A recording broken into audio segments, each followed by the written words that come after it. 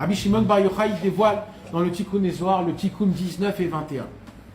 Il dit, Atid, dans le futur, le Mashiach va venir. Et quand il va venir, il devra faire des remontrances. Il devra nous dire, tu t'es bien conduit, tu t'es mal conduit, fais comme ça, il ne faut pas faire ça. Il va nous dire à chacun notre chemin, nous, exactement quoi qu'on doit arrêter, quoi qu'on doit faire mieux. Il va nous donner aussi des conseils, comment faire chacun en fonction de ma personnalité, de là où je suis né, de ce que j'ai reçu, de mes parents, etc. Il va nous donner, mamache, le dosage exact de ce que je dois besoin. Mais le problème, dit Rabbi Nachman, c'est que quoi qu'il se passe, une remontrance, elle fait du mal. C'est le sadique qui peut faire la remontrance. Oui. Elle fait du bien même. Mais ça fait du mal à Mais ça fait encaisser. du mal à encaisser. On avait dit dans la chanson. Quoi qu'il... 2 secondes, mes amis, laissez-moi terminer. Quoi qu'il se passe, une remontrance fait du mal. Pourquoi? Rabbi Nachman, il dit, c'est quoi une remontrance? Il dit, Rabbi Nachman, c'est comme si tu vois des fois une crotte de chien. Tu sais, à Paris, on en voit plein des crottes de chien. Maintenant, des crottes de chien, il y en a des secs et il y en a des moins secs. D'accord? Les moins secs, on les voit et on les sent. Et les secs, on les voit, on les sent pas. Mais qu'est-ce qui se passe si tu marches dans une crotte de chien sec? On remue. Là, tu fais réveiller tout ce qui puait, tu le faisais monter. Il dit Rabbi Nachman, quand tu fais une remontrance à un juif, même à tes enfants, hein, c'est pas que à tes copains, c'est quoi qu'il se passe, quelque remontrance que tu fais, tu sais ce que tu fais? Tout ce qui était de mal en lui, sec, que c'était fini, tu appuies dessus, tu refais remonter tout. Tout ce qui puait, tu le fais remonter. Il dit Rabbi Nachman, donc tais-toi, vaut mieux. Tais-toi!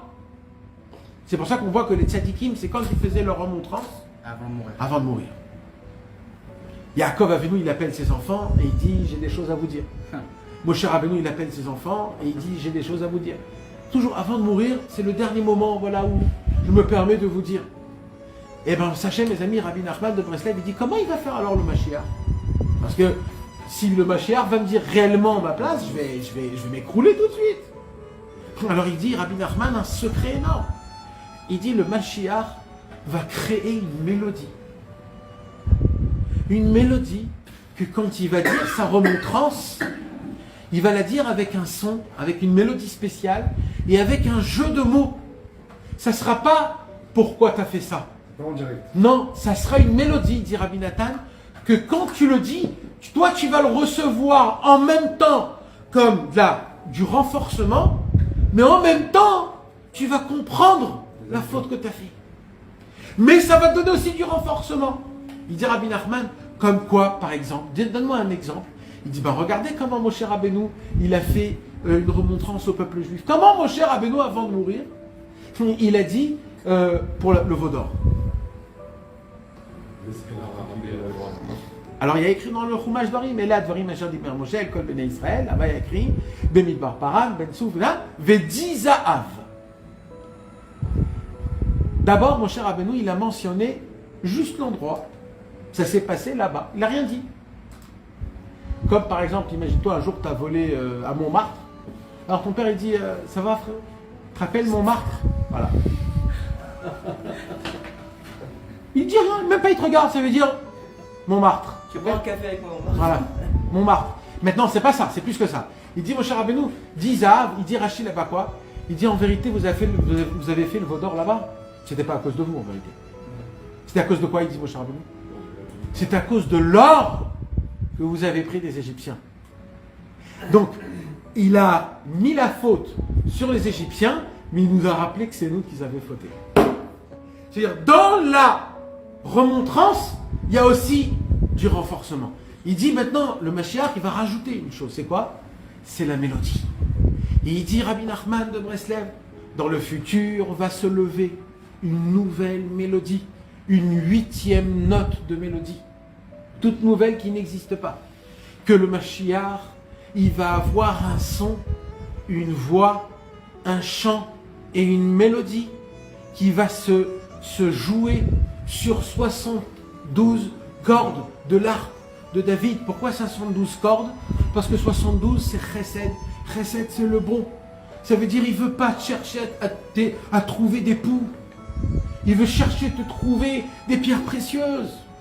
Il veut pas te juger ou te catégoriser. Il veut juste te ramener vers lui.